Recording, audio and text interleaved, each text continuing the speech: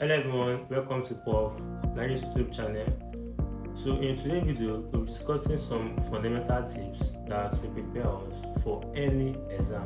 So if you are an online student or a physical student, this video is for you. Stay tuned. Okay, so I'll be sharing with you guys my 5 tricks that I use personally preparing for any examination. So if you're a part-time student, a full-time student, a diploma student, a sandwich student, or an online student, this video is going to help you to prepare for any exam. Okay, so before we dive into these tricks that I will tell you guys, let's of all, why do school boards set examination? Like, why do we have to write exam? Is it that they want to punish us for not coming to class, or they want to test our ability and the rest? So exam is an exercise that is conducted and performed by a school board or educational board to test the capability, the capacity, and knowledge of students on a specific course or subjects. So this means that in order for us to be promoted to an higher class or to be promoted, we need to pass our exam. So today we will learn some simple tricks that we can start applying for us to prepare for any exam and have good grade in that exam. Okay, so if you are new to this channel, please do to subscribe, hit the like button, share, comments, and we are happy to have you here as part of the family. And my first trick I will share with you guys is to be positive. Now, positivity in this sense means that you need to motivate yourself, you need to believe in yourself that you can do it. You need to have confidence in yourself that you can do it. Why? Because that's the first step. Like to me personally, if I'm preparing for any exam, I will have a web talk with myself. Come on, boy, you can do it. You have done it before, so why are you scared? This is hard, but you can do it. You are up with the task. So that's going to prepare my mindset for me to have a belief or a confidence that I can do it. Because if I'm not being positive, I will be negative. If I'm negative, that's the first aspect of failing any exam, fear. And once you are scared, what you know will disappear. And once you are scared too, you'll be able to write down all your ideas down in that examination. So the first step is for you to be positive about the exam. And the second step is very, very crucial. And what's that? You need to start reading on time. Now, the best time to prepare for any exam is the beginning of that course or subject.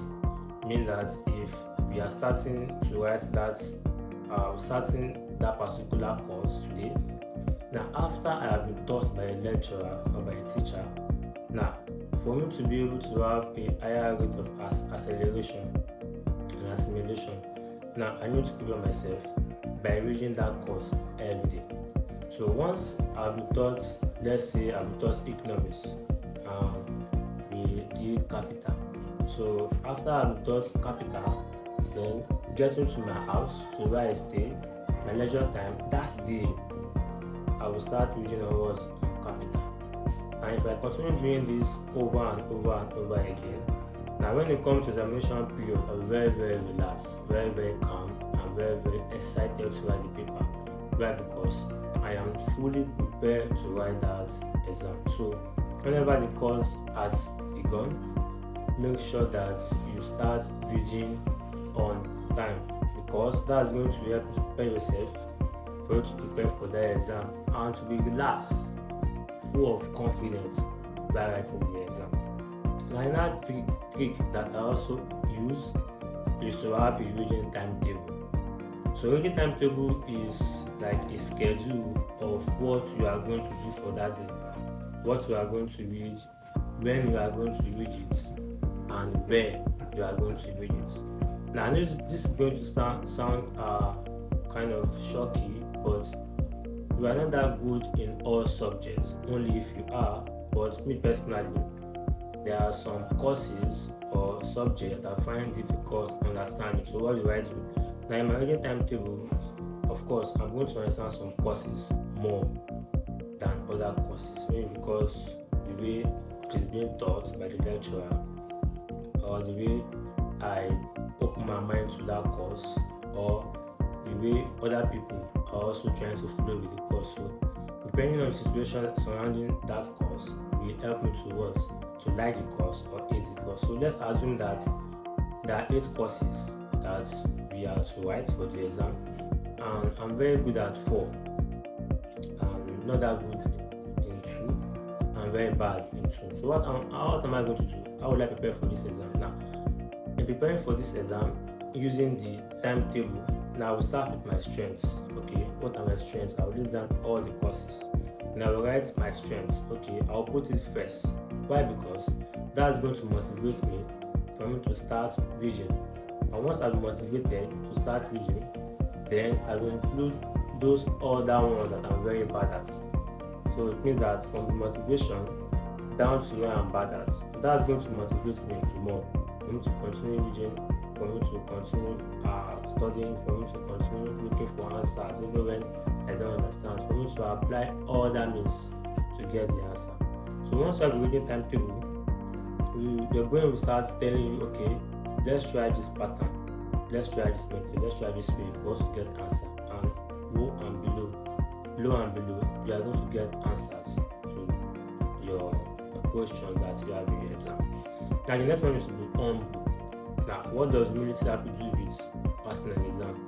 Now, humility simply means you being meek and submissive and listening to instructions when given to you.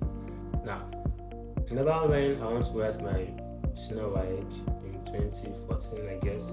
Now, I was very, very humble to my tutors, my tutors and other classmates. So what do I do? Now, I will go to them. I will speak to them in a very respectful way. As please, I would love to learn more from you. What's the meaning of this? What's the meaning of that? Now, so I'm doing those things now and showing humility with respect. Now, they started learning me, and from there, they start helping me to understand what I did not understand. Let's say if I don't know maths, now I hate maths. Now, for me to pass mathematics, the best way is for me to be closer to that lecturer, in the sense that it's going to put me through on what topic I do not understand in that particular course or subject. So being humble means that you are very, very open to learn from anybody and from everybody. So when lecturer is in the class, you are humble to learn from the lecturer. If your fellow coursemate or classmates ask questions in the class, be very, very humble to learn from that question, because those questions some of them can be related to what is being taught and can also help you to build your own understanding that you have or that you do not have on that course. So being humble to lecturers and your fellow coursemate is going to help you to be open to ask for help whenever you need it. Come on, we all need help when it comes to education. So once we are humble, we will know who we are to ask for help, when we are to ask for help, and what are we asking for help on. So once you are humble and you are teachable, people will love you, people will respect you, and people will love to impart to you what they have really without receiving a dime for you. Okay, so the last one I will share with you guys is very, very crucial, and that is solving past questions. Believe me, for you to have a higher chance of passing any exam, you need to have your past questions, either from the last year, last 2 years, last 3 years, or last 4 years. Now when it comes to WAEC normally starts 10 years duration. So let's say you're in 2024, WAEC will start from 2014, 2024 to pick questions and set it. So they normally repeat the questions, and if you are solving past questions, you will get to see all these things and be very, very familiar with these questions that have been set previously in the past. Otherwise, if you are in university also, now you can ask past questions from the previous sets. Now, it might not be the same question that will be asked during your own time, but now solving past questions is going to help you to be familiar with what has been discussed already in the exam.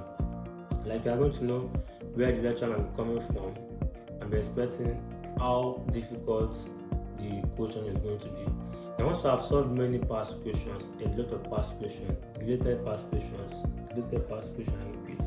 Now it's going to boost your confidence in the exam.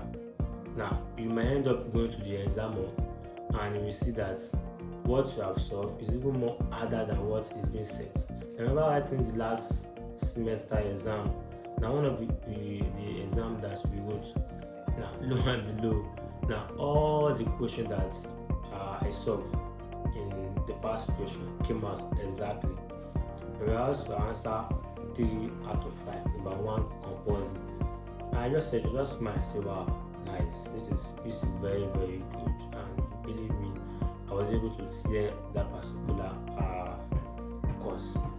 I had good grades in that particular course. So this is my 5 tips and tricks that I use in passing any exam. 1, be positive. 2, start reading on time. 3, have a reading timetable. 4, be humble. And 5, solve past question. Now, bonus tip I will give to you guys is that learn to ask for help.